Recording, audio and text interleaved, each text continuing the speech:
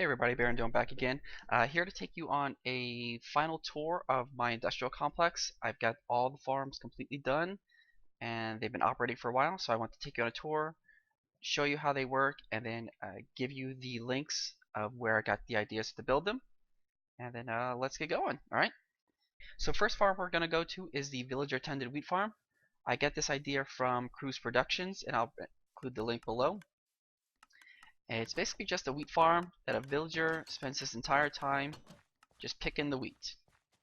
Since his inventory has been completely filled with seeds, he actually will not pick up the wheat, which gets left behind. And there's a hopper minecart system, actually we just picked it up right now, that will pick up all the wheat and seeds and send it up to my auto sorting machine. When you build this, I would make sure that you build the ceiling with a half slab on top, so it's about 2.5. That way Endermen cannot come in here and take any of the dirt blocks out from underneath. Let's go underneath and check out the minecart system. So under there, right there it goes. Whoop. And here's the minecart dropping off the wheat and seeds. Once it's completely empty, it'll head right back out. There it goes. When building this drop-off system, I would recommend you not build it right on the chunk border lines, and you can look at that by pressing F3 and G. So right here is a chunk border. Do not build these three areas across this line, otherwise it will render completely inop if you are walking away or from these two chunks, because one chunk will load, the other one will not, and this will not work correctly. I actually had the hopper stuck here when I had built this over the line, so I just moved it back so it wasn't over the line. All three farms feed down through these hoppers, and then they come to this dispenser, which shoots it into a water and ice canal, which takes it up to the sorter. See, there it goes. And all three layers are the exact same. Here's the next drop-off station. The farm above it. See, he's still going. Sometimes they miss a couple spots, but it's fine. They'll eventually get around to it. And then, oh, let's turn off the borders. The third story. Also, when I recommend that you build this, make sure you build a roof with at least 3 blocks above the head of the last villager. That way if lightning hits them, they don't get turned into a witch. Unfortunately, the last guy at the bottom, if he is near the edge of a wall and lightning does strike, there is the potential for him to get turned into a witch, but I'm not too concerned about that. Okay, right here is a 3-level carrot farm and a 3-level potato farm. Both of these designs are based off Unaribyt's bit design with the Nathan Ryan fix, and I'll include the links below. Basically in here, the villager will tend to the various crops. Here he's tending to carrots. When he's got enough, he will attempt to feed this villager right here because of this unplanted area. He'll try to come in here first to plant, which he'll do right here. They'll give him a reason to come. They'll give him a reason to come here, and then while he's here, oh, I'm sorry. And while he's here, he's going to attempt to throw carrots at this villager. Maybe. You gonna do it, buddy? There you go. And the carrots completely miss because he sucks, and it goes, and I get collected. But the reason he comes here is because it's untended land. He's going to attempt to plant, and when he walks away, this pressure plate will cause a block update, which will unplant it. So it always gives him a reason to come in here and plant. And you can have that back, buddy. So we have 3 layers. Here's number 2. He's in there. And number 3. Yep, there he goes too. I also recommend when building this, you make sure you put the roof on to prevent lightning strikes to turn them into villagers. I don't think you can see it from here, but there's a 3-level roof and a little bit higher outcropping for the center villager. Here's my potato guys. And all of these go down. Oh, there's some more right there. All of these go down to the water streams with the ice. Okay, let's head on to the next farm. So this is a double layer melon pumpkin farm built by ilmango. I'll provide the link below. Basically what happens is there's a minecart that's going, drives up top onto some activator rails, and you might be able to see it as it comes up there. There it goes, which pushes down pressure plates, and it's going to keep going, crushing the pumpkins and melons, and then the minecart will go underneath it. There it comes, coming down, and it'll go underneath it, do the pickups, slowly picking everything up, and it's going to bring it over here to the drop-off station, or drops off the melons and pumpkins. I'm not sure why seeds got in there, that's kind of weird, but okay.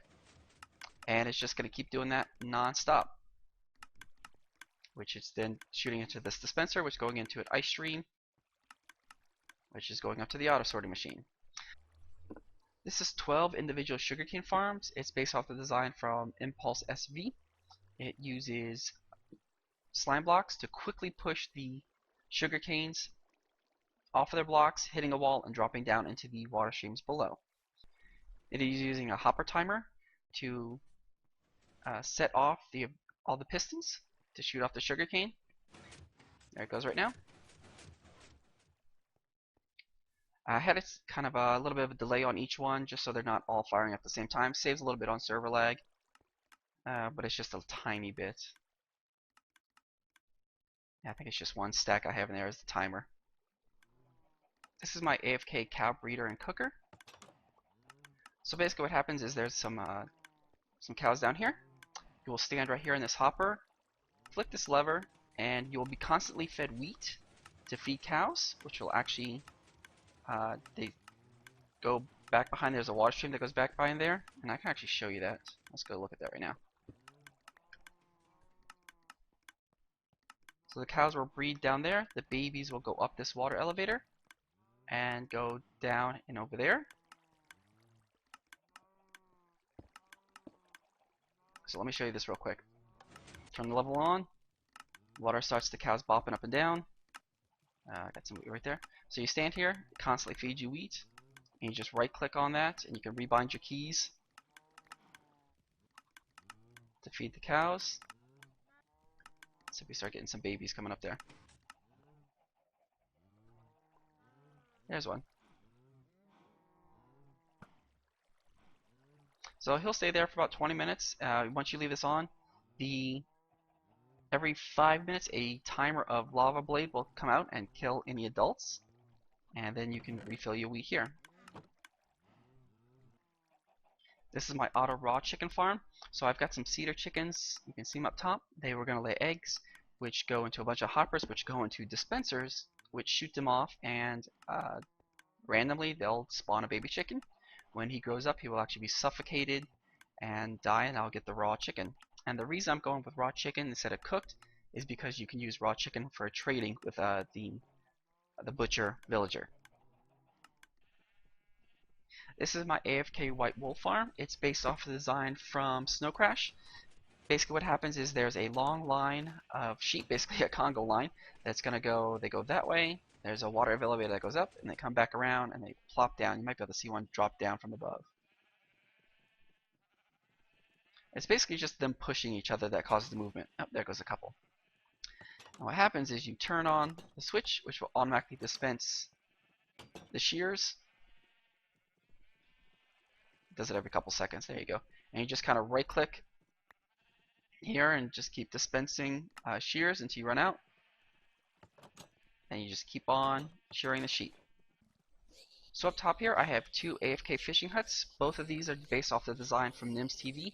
I did change them out. I did get rid of the auto fishing pole dispenser, because once you have fishing poles with mending lure 2, lure 3, and you're constantly fishing, it's going to constantly heal itself, so you never need a new fishing pole as long as you're not wearing any gear that also has mending on it. So if you're going to AFK fish here, take off your mending gear, because that way it'll take away from the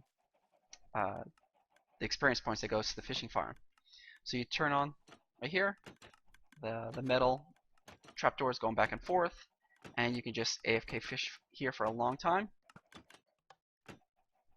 Due to the fact that if you have Lure 2 and Luck of the Sea 3, you will tend to get a lot of treasure during your time fishing. So all material from the 2 fishing huts actually comes down here, and they'll start accumulating in these areas. And what I did is I set up that if instead of having to hand pick everything out, you can flick this switch and everything from the farm will slowly go into trash and get destroyed. So what's going to happen is these 4 will fill up first. There's a hopper that takes it down, and then we'll go to these 4 next. But there should be nothing in there right now. This is my overworld Pigman Gold Nugget Rotten Flesh farm. It just uses a bunch of giant portals. I've got them arranged in kind of a square pattern that progressively gets smaller where it spawns in the Pigman. They will walk off the edges of the portals because of trapdoors they think are solid blocks, but just walk off. And what they'll do is they will walk down and they go into this area. I decided to go with a passive kill mechanism with cactuses. There's a source water block right in the center that actually pushes them in all directions to the different cactuses that will kill them, and then there's hoppers inside there that will pick those up. And then under here there's also hoppers that will pick up any stray material that shoots out. And hoppers are pretty quick. They'll actually pick up items before cactuses can destroy them, which is nice. So this is completely passive. I don't have to worry about timers or anything like that.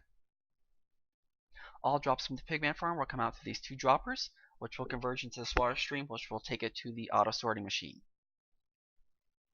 I have 2 iron golem farms, both based off the Doc M's design. So here's one of the iron golem farms based off Doc M's design. I actually have the villagers set up a kind of a different way. I have them each separated. So 2 there, I have 3 on this side, 2 on this side, then 3 on this side. So the reason I have 10, because 10 is the minimum number that you need for spawning iron golems, but I have a lot more doors than normal because I need the extra doors to induce villager breeding. And right below the farm is my villager breeder. So here's my villager breeder.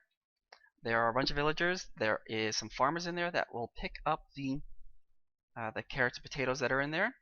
They will pick it up, they will throw it to each other, which get them all happy, and they'll start breeding.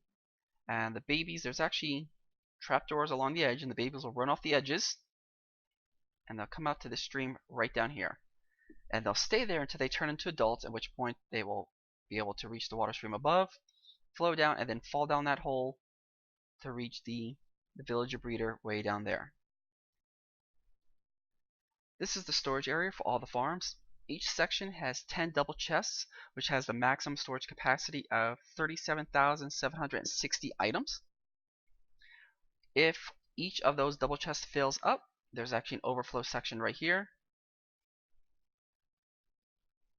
This is my 22 villager breeder trading hall.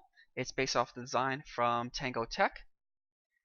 I store each of my villagers here, and I put a sign underneath each one to let you know what each villager has and what you can trade with them. All prices are in emeralds.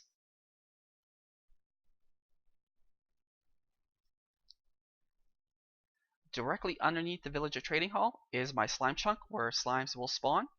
And this is the perfect area to stand to make the slime spawn because you are more than 24 blocks away from the slimes. And they will actually all spawn, fall into the water, and then there is a passive killing mechanism right in that hole, right at the very bottom down there. Thanks for watching and for a tour of my industrial complex. If you guys have any questions or comments, please leave them below, and I'll catch you guys later. Bye. So the first farm we're going to go see is the wheat farm. I got this. Whoa, you motherfucker.